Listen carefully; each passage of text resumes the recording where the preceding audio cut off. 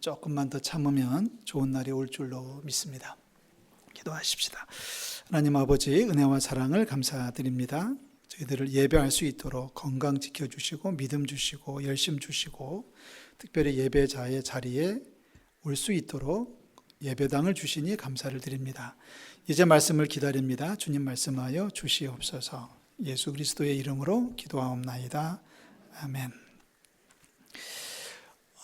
엊그제 금요일날 어떤 권사님이 전화를 주셨어요. 교회를 가고 싶은데 갈까요 말까요? 요즘 저는 참 별걸 다 결정해 줘야 되는데 그래서 오시라고 했습니다. 이따 3부에 오실는지 모르겠는데 어떤 분은 아침에 문자가 왔어요. 오늘 꼭 교회를 오려고 일주일 전부터 준비를 했답니다. 그래서 일주일 전부터 준비한 게 사람 많이 모이는 곳에 가지도 않고 외출도 안 하고 그렇게 일주일에 한두 번은 갔던 사우나도 안 가고 예배를 가려고 준비했는데 아침에 일어나니까 37도 4부라는 거예요. 그래서 오시지 말라고 했습니다. 그랬더니 아멘 하시더라고요. 기다렸다는 듯이. 그분은 나중에 이제 하나님 나라 가서 너 왜 예배 빠졌니? 라고 물으시면 목사님이 오지 말래서 안 갔다고 할 것 같아요. 그렇게라도 십자가를 져야 된다면 지겠습니다. 그래도 오늘 예배 오신 분들을 주님의 이름으로 환영하고 축복합니다. 난리예요 라는 말들을 많이 하시죠. 난리. 요즘 이게 웬 난리예요? 이런 말을 쓰시는데 난리라고 하는 말은 사고나 다툼 등으로 질서가 없이 어지럽고 소란스러운 상태를 이야기하죠. 난리가 조금 더 강한 표현으로 바뀌어지면 환난입니다. 환난은 근심과 재난이 겹친 것, 그러니까 재난이 와서 근심에 빠져 있는 상태를 환난이라고 많이 얘기합니다. 성경에 등장하는 인물들을 보면 대부분 다 환난 가운데서 승리했던 인물들로 그려져 있습니다. 중학교 때 성경을 공부하면서 창세기를 공부할 때 우리 성경 문제에 나왔던 게 지금도 기억나는데요. 아브라함 무슨 조상? 믿음의 조상. 야곱 무슨 조상? 축복의 조상이라고 배웠습니다. 저 어렸을 적에는. 사실 야곱은 부자죠. 많은 재물을 거느렸고 그 당시로서는 많은 아들들을 거느렸고 아내도 4명이나 있었고요. 그래서 야곱을 이야기하면서 축복의 조상이라고 말하는데 야곱을 세세하게 들여다보면 야곱만큼 고생한 사람이 또 없습니다. 많은 환난을 겪었던 사람이 바로 야곱 아닙니까? 자, 야곱의 인생은 147세로 가는데요. 130세에 기근이 나가지고 도망을 가죠. 그래서 애굽으로 내려가서 17년 타향살이를 하다가 타향에서 객지에서 사망하는 사람입니다. 그 당시 지금도 우리도 마찬가지입니다만은 객지에서 죽는 것이 그렇게 좋게 보이지는 않지 않습니까? 그런데 17년 마지막 17년을 객지에서 살다가 거기서 목숨을 잃는 사람으로 끝났습니다. 야곱이 환난을 겪었다라고 하는 말을 우리가 이야기한다면 야곱은 딸이 하나 있었는데 12아들과 딸이 하나 있었는데 딸이 동네 불량배들에게 성폭행을 당하는 수모를 겪습니다. 그리고 아들이 12명이었는데 그 아들 중에 장남이라고 하는 녀석은 자기 아내와 불륜관계에 또 빠져있는 그러한 또 화를 또 있습니다. 아무 말도 못하고 야곱은 참지요. 12아들을 낳았는데 사랑하는 아내에게서 얻었던 아들은 잃어버렸고요. 그 뒤에 또 사랑하는 아내 라헬에게서 아들을 또 하나 얻었는데 그 아들을 낳다가 라헬은 산고를 견뎌내지 못하고 아이를 낳는 중에 또 죽습니다. 그러니까 아내를 먼저 보냈고 아들은 또 잊어버렸고 아들 하나는 자기 아내를 또 겁탈을 하고 그리고 딸은 또 성폭행을 당하고 이런 일들을 겪으면서 야곱은 147세를 살았습니다. 야곱의 인생 가운데 가장 힘들었던 시기가 있다면 바단 아람으로 도망쳐서 20년 생활을 살아갔을 때였을 겁니다. 여러분 다 아시는 내용일까요? 아버지 이삭을 속이고 축복권을 받아가 가로채 가지고 그것 때문에 형 에서가 자기를 죽이려고 하니까 이제 야곱은 도망을 가지 않습니까? 호롤 단신으로 도망을 갑니다. 그 바단 아람까지의 거리는 적어도 800km가 넘는 그 먼 길을 야곱은 도망을 가는데요. 거기서 이제 20년 동안 머물면서 아내를 얻고 아들을 낳았습니다마는 그 아내들 사이가 안 좋았고 아들들이 서로 불화했고 그리고 20년 동안 처가살이하면서 야곱은 정말 죽을 고생을 많이 하게 됩니다. 자, 야곱이 고향을 떠나서 도망을 치다가 한 장소에 내려왔습니다. 한 장소에 이제 저녁이 돼서 이제 돌을 베개 삼고 잠이 들었습니다.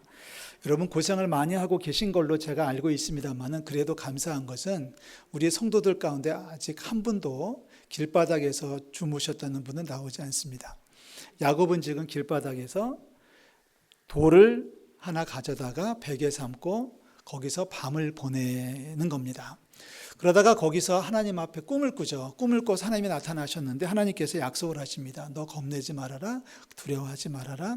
너는 앞으로 많은 자손을 두게 될 거야. 아직 결혼도 못한 사람인데 많은 자손을 두게 될 것이고 그 아들들은 복을 받을 것이라는 약속을 받습니다. 이 약속을 받은 야곱이 너무 감사해서 잠에서 일어나가지고 돌을 세워서 제단을 삼습니다. 여러분 누워있는 돌이 바로 서는 게 믿음입니다. 거기다가 기름을 부었다라고 되어 있습니다. 기름을 붓는다는 얘기는 여행객들이 기름을 요만큼 가지고 가는 이유는 벌레에 물렸을 때나 상처를 입었을 때 치료제로 가지고 가는 정말 생필품 중에 생필품입니다. 그런데 그것을 제단에 부어드리면서 하나님 앞에 약속하죠. 내가 평생 살면서 하나님을 잊어버리지 않겠습니다. 하나님 앞에 제가 돌아오겠습니다. 하나님을 섬기며 살겠습니다. 라고 약속을 합니다. 그 자리가 바로 베델입니다. 베델, 하나님의 집이죠. 그 장소가 바로 베델이에요. 그리고 나서 이제 야곱은 아무것도 없습니다. 이제는 뭐 기름도 없고 아무것도 없이 800km가 넘는 그 먼 길을 걸어서 바단 아람까지 도착해서 거기서 장인어른의 양떼를 치면서 20년 동안 처가살이 타향살이를 하게 됩니다. 고생하던 야곱이 20년 만에 다시 고향으로 돌아오는 장면이 오늘 35장의 이야기입니다. 야곱이 이제 고향으로 돌아오고 있을 때에 35장 1절에 보면은 하나님께서 야곱에게 말씀하시지요. 하나님이 야곱에게 이르시되 일어나 베델로 올라가라고 얘기하십니다. 일어나서 베델로 올라가라. 그리고 거기에 가서 살아라. 그리고 거기에서 예배해라 라고 하는 말을 하나님께서 하십니다. 하나님께서 야곱을 부르시는 거죠. 야곱을 초청하시는 거죠. 이제 야곱은 하나님의 부르심에 응답합니다. 2절에 보니까 야곱이 이에라는 표현이 등장합니다. 이 말씀이 너무 감동적이고 여기에서 야곱은 이제 변하여 새 사람 되죠. 만약에 이 2절 말씀이 야곱이 그럼에도 불구하고 주의 말씀을 따르지 아니하고 했으면 야곱은 믿음의 사람이 아니었을 겁니다. 하나님이 오라고 하니까 야곱은 하나님의 말씀에 따라서 이제 말씀에 순종해서 자기 집안 사람들에게 명령을 내립니다. 자기와 함께한 모든 자들에게. 여러분 20년 전에 야곱이 베델에 도착했을 때는 아무도 없었습니다.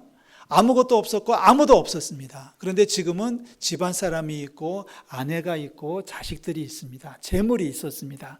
근데 그들에게 야곱이 명령하는 거죠. 너희 중에 있는 이방 신상들을 버리고 자신을 정결하게 하고 너희의 의복을 바꾸어 입어라. 이제 하나님 만날 준비를 하라는 거죠. 그리고 나서 3절에 가서 이렇게 얘기합니다. 우리가 일어나 베델로 올라가자.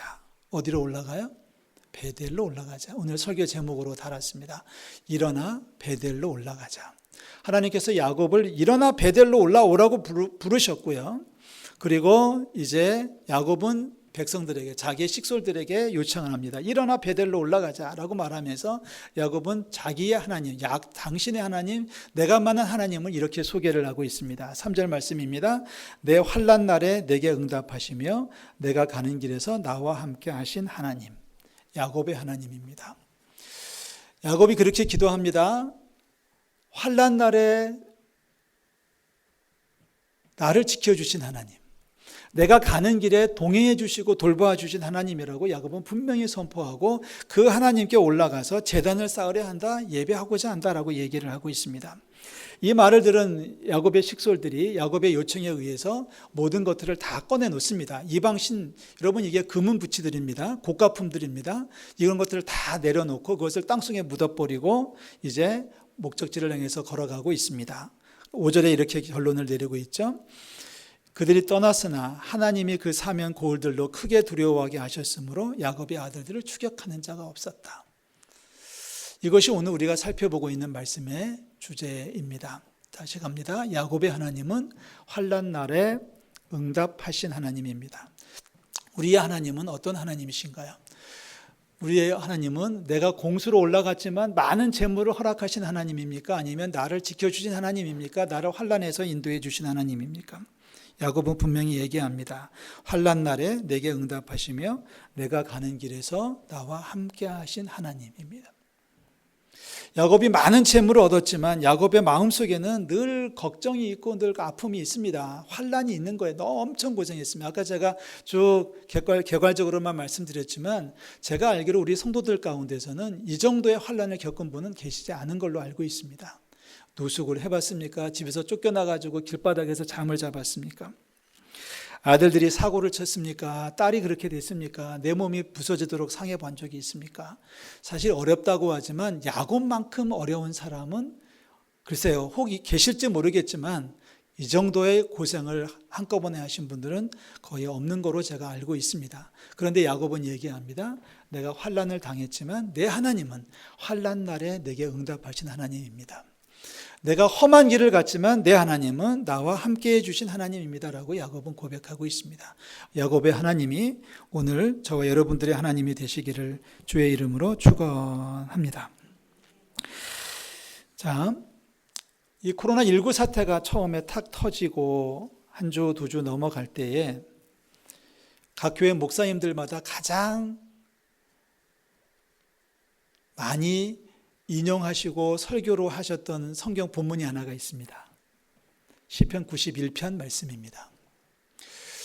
코로나 사태가 딱 터지면서 목사님들 마음속에 저도 마찬가지였지만 제일 처음에 떠올랐던 구절이 바로 시편 91편 말씀입니다. 여러분 시편 91편을 찾아보시겠습니까? 화면에 띄워줄 수 있죠?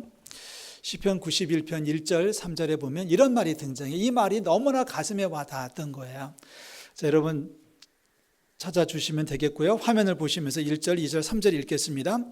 지존자의 은밀한 곳에 거주하며 전능자의 그늘 아래에 사는 자여, 나는 여호와를 향하여 말하기를 그는 나의 피난처요 나의 요새요 내가 의뢰하는 하나님이라 하리니 이는 그가 너를 새 사냥꾼의 올무에서와 3절 이는 그가 너를 새 사냥꾼의 올무에서와 심한 전염병에서 건지실 것이라. 3절 띄워주세요. 3절만 띄워주세요.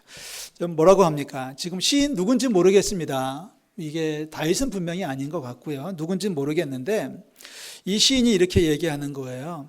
내가 하나님을 향해서 부르짖겠습니다. 주님은 나의 요새시고 나의 의뢰하는 하나님이시고 나의 피난처이십니다. 그래서 하나님은 나를 보호하시는데 새 사냥꾼의 올무에서와 그리고 심한 전염병에서 건져주십니다 라고 고백하고 있습니다. 전염병이라는 단어가 나오기 때문에 많은 성도들이 이 말씀을 암송하고 있고 좋아하시는 걸로 알고 있습니다. 우리 하나님께서 말씀대로 역사해 주실 줄로 믿습니다. 새 사냥꾼의 올무에서와 심한 전염병에서 건져주실 것임입니다. 그래서 6절에 그런 말을 하지요. 어두울 때 퍼지는 전염병이 와도 두려워하지 않겠다라고 이야기하고 있습니다. 말씀대로 이루어질 줄로 믿습니다. 말씀대로 이루어질 줄로 믿습니다. 새 사냥꾼의 올무에서와 심한 전염병에서 건져주시고 그리고 우리를 밤에 슬그머니 찾아오는 감염병으로부터 지켜주실 줄로 믿습니다. 자, 이것이 우리의 소망이라면 이렇게 되기까지 우리가 할 일은 과연 무엇이냐라고 하는 거죠. 이것이 이렇게 될 때까지 우리는 어떻게 살아야 됩니까? 라고 하는 겁니다. 그냥 저절로 내려오는 축복이 아니라는 거죠. 우리가 할 일이 분명히 있을 텐데요. 우리는 그 말씀을 14절에 내려가서 찾을 수가 있습니다. 시편 91편 14절, 15절, 16절 말씀입니다. 그냥 띄워놓고 계셔요. 다 같이 읽습니다. 14절만요. 하나님이 이르시되 그가 나를 사랑한즉 내가 그를 건지리라. 그가 내 이름을 안즉 내가 그를 높이리라. 할렐루야. 지금 이제 하나님이 말씀하시는 거야. 하나님이 뭐라고 말씀하시냐면 이제 여기서 말하는 그는 우리겠죠. 너희들이 나를 사랑한즉 내가 너희들을 건져주겠다. 너희들이 내 이름을 한즉 내가 너희들을 높여주겠다. 자, 하나님 우리를 건져주시고요. 우리를 높여주실 줄로 믿습니다. 우리가 할 일은 분명히 나오네요. 주님께서 우리를 건져주신다는 것은 우리가 주님을 사랑하기 때문입니다. 우리가 주님을 사랑하면 주님께서 우리를 건져 주실 줄로 믿습니다. 우리가 주님의 이름을 인정하면, 주님의 이름을 알면, 주님의 이름을 인정하면 주님께서 우리를 높여 주실 줄로 믿습니다. 15절 말씀 보시면 이렇게 얘기하죠. 그가 내게 간구하리니 내가 그에게 응답하겠다. 너희들이 나한테 기도하면 내가 응답하겠다. 자, 이 세 가지의 말을 살펴보는데요. 이 세 가지는 우리가 할 일이에요. 이 말이 좀 무겁게 다가올 수 있습니다. 무겁게 다가와야 됩니다. 이 말을 뒤집어 읽으면 그런 거겠죠. 14절, 너희들 나 사랑 안 해? 나는 너희들 건져주지 않을 거야. 너희들 내 이름을 인정하지 않아? 나는 너희들을 높이지 않을 거야. 너희들 나한테 기도하지 않아? 나는 너희들을 응답하지 않을 거야. 라는 말씀으로도 읽을 수 있습니다. 그러나 우리는 믿음을 가지고 있으니 믿음으로 읽습니다. 하나님, 내가 주를 사랑하온즉 우리를 건져 주시옵소서. 내가 주님의 이름을 만방에 선포하오며 인정하오니 나를 영화롭게 하시옵소서. 주여, 내가 주님 앞에 간구하오니 내 기도에 응답하여 주시옵소서. 자, 그 말이 그 뒤에 가면 여러 번 다시 또 반복되고 있어요. 15절 이하에 보면은 이제 하나님께서 더 많은 축복을 약속하시는데, 환난 당할 때에 함께 해주겠다, 그를 건져주겠다, 영화롭게 하겠다, 장수하게 해주겠다, 만족하게 해주겠다, 구원을 너에게 보여주시겠다라고 약속하셨습니다. 우리가 할 일을 다시 한번 확인하십시오. 주님을 사랑하십니까? 주님의 이름을 인정하십니까? 주님 앞에 기도하고 있습니까? 우리가 주님을 사랑하면 주님은 우리를 건져주실 것이고요. 우리가 그 이름을 인정하면 주님은 우리를 높여주실 것이고요. 우리가 주님 앞에 간구하면 주님 우리의 기도에 응답해 주실 줄로 믿습니다. 이 말들을 다 합쳐서 창세기의 말씀으로 가져간다면 주님께서 우리를 부르시는 거예요. 야곱아, 일어나 베델로 올라와라. 야곱이 말합니다. 백성들에게 일어나 베델로 올라가자. 자, 일어나 베델로 올라가는 것, 우리가 좀 추상적인 의미이긴 하겠습니다만은, 우리가 일어나서 베델로 올라가면 주님께서 우리의 발걸음을 붙잡아 주시고 보호해 주실 줄로 믿습니다. 많은 사람들이 있었지만 왜 야곱의 하나님은 야곱의 환난을 피하게 하셨고, 야곱은 왜 어딜 가든지 하나님이 동행하신다는 선포를 하고 살아갑니까? 야곱이 무엇이 간데 야곱만 그렇게 했습니까? 저와 여러분도 똑같은 경험을 할 수 있지 않겠습니까? 베델로 올라가는 저와 여러분들 되시기를 주의 이름으로 축원합니다. 우리도 똑같습니다. 우리가 주님을 사랑하면 우리를 건져주실 것이고요. 우리가 주님의 이름을 높여드리면 주님이 우리를 높여주실 것이고, 우리가 주님 앞에 기도하면 우리의 기도에 응답해 주실 줄로 믿습니다. 이런 작업이 없이 그냥 주님 나를 고쳐주세요라고 하는 것은, 막연한 기대를 갖는 것은 사실은 도리에 맞지 않는다는 얘기입니다. 오늘 예배에 올라오신 우리 성도들을 축복하고 사랑합니다. 잘못됐나요? 거꾸로 했나요? 사랑하고 축복합니다. 하나님께서 우리를 사랑하시고 축복해 주실 줄로 믿습니다. 많은 분들이 그런 얘기를 하시더라고요. 이제 세상이 조용해지면 예배에 가겠습니다라는 말을 하셔요. 근데 목사로서는 속에서 이렇게 욱고 올라오는 말이 있어요. 당신이 예배에 올라오면 세상이 온전해질 겁니다. 문제가 해결되면 주님 앞에 나오겠습니다가 아니라, 하나님 앞에 나오면 주님께서 문제를 해결해 주실 줄로 믿습니다. 이제는 우리가 그 시도를 해야 될 때고, 우리가 이제는 용기 있게 움직여야 될 때가 되지 않았습니까? 물론 지혜는 필요합니다. 마스크를 써야 되고, 손을 끊임없이 닦아야 되고, 기침할 때 가려야 되고 그렇습니다. 한 가지 부탁드릴게요. 여러분, 마스크 쓰셨다고 기침 함부로 하는 거 아닙니다. 마스크를 썼지만 기침할 때는 고개를 좀 더 숙여주시고 옷깃으로 가려주는 것도 기침 예의일 것 같습니다.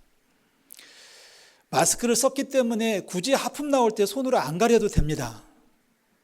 근데 버릇이 있어서 하품하는 분들 이렇게 손으로 가리는 분들이 더러 계시더라고요.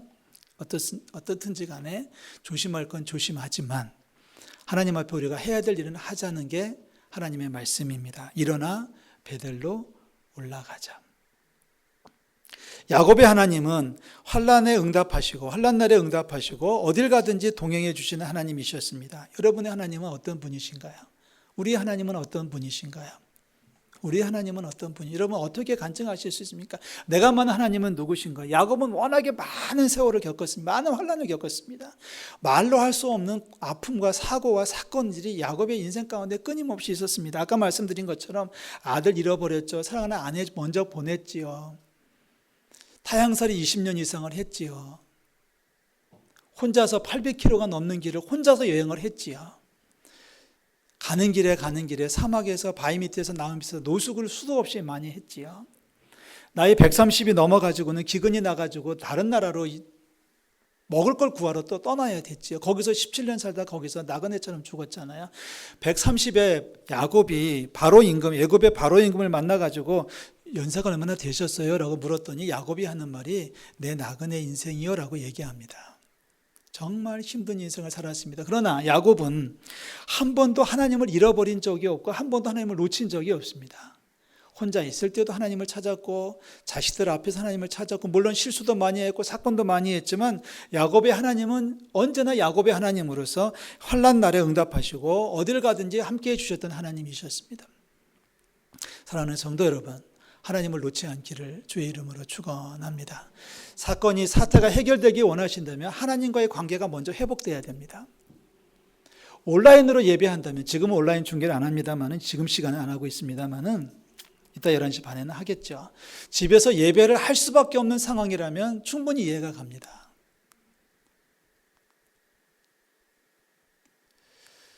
집에서 온라인으로 예배를 하더라도 정말 정성을 다해서 하시기를 주의 이름으로 축복합니다. 오늘 일부 예배를 하면서 저희 아들 이야기를 잠깐 드렸는데 지금은 인터넷으로 안 나가니까 저희 아들 얘기를 해도 될 것 같습니다. 우리 2부 예배에 오신 분들에게만 살짝 드리는 이 메시지입니다. 저희 아들이 수도 경비사령단에 운전병으로 있었습니다. 운전병이기 때문에 부대 세검정 뒤에 청와대 뒤로 작전 출근을 하면 이제 꼼짝없이 거기서 몇 달 동안 있다가 나올 수밖에 없는데 이제 그래도 다행인 것은 다른 사병들은 다 예배당에 잠깐은 갔다 올 수 있는데 운전병은 운전대를 놓아서는 안 되는 규정이 있다고 합니다. 그러니까 녀석은 명색이 신학교를 졸업한, 지금은 목사 안수를 받았습니다만은 신학교를 졸업한 전도사가 운전대를 잡고서 사병들을 교회까지 데려다 주고 자기는 운전석에 앉아 있어야 되는 거예요. 남들은 가서 예배를 하고 오는 동안에 이 친구는 들어갈 수가 없습니다. 차에 기다리고 있다가 비상이 떨어지면 빨리 차가 움직여야 되기 때문에 그렇습니다. 어느 아들이 저에게 물었습니다. 아빠, 제가 잘하고 있는 건지 정말 하나님 앞에 죄송해서 몸둘 바를 모르겠어요. 그래요. 그래서 어떻게 하는데 그런 얘기를 쭉 해주더라고요. 그러면서 하는 얘기가, 아빠 그래도요, 제가 차를 가능하면 교회당으로 붙여가지고요, 창문 열어놓고 안에서 들려오는 소리를 제가 들으면서 같이 찬송을 하고 있어요. 그래서 제가 잘했다고 했어요. 그러면서 제가 한마디는 했습니다. 그래도 상관한테 잘 얘기해서 그래도 뒷자리에서 잠깐 앉아서 예배할 수 있으면 좋겠다. 그거는 결국은 못했던 모양 같습니다만은 여러분, 예배에 최선을 다하는 우리 성도들 되시기를 주의 이름으로 축원합니다. 온라인으로 예배를 해도, 그래서 제가 언젠가 한번 드렸잖아요. 온라인으로 예배를 해도 일어날 땐 일어나고 눈 감을 땐 눈 감으란 얘기입니다. 헌금할 땐 헌금해야죠. 최선을 다해서 예배해야 되죠. 교회당에 왔을 때도 와 있으니까 다 했다가 아닙니다. 와 있으니까 내가 다 끝난 게 아니라 정말 마음을 다하고 온 심령을 다해가지고 주님을 예배하는 저와 여러분들이 되시기를 주의 이름으로 축원합니다. 이 모든 것을 한 단어로 묶어서 하는 이야기가 일어나 베델로 올라가자. 이번 한 주간 하나님과의 약속을 지키시고요, 일어나 베델로 올라가는 우리 모든 성도들 되시기를 주의 이름으로 축원합니다. 자, 일어나서 우리 찬양하겠습니다.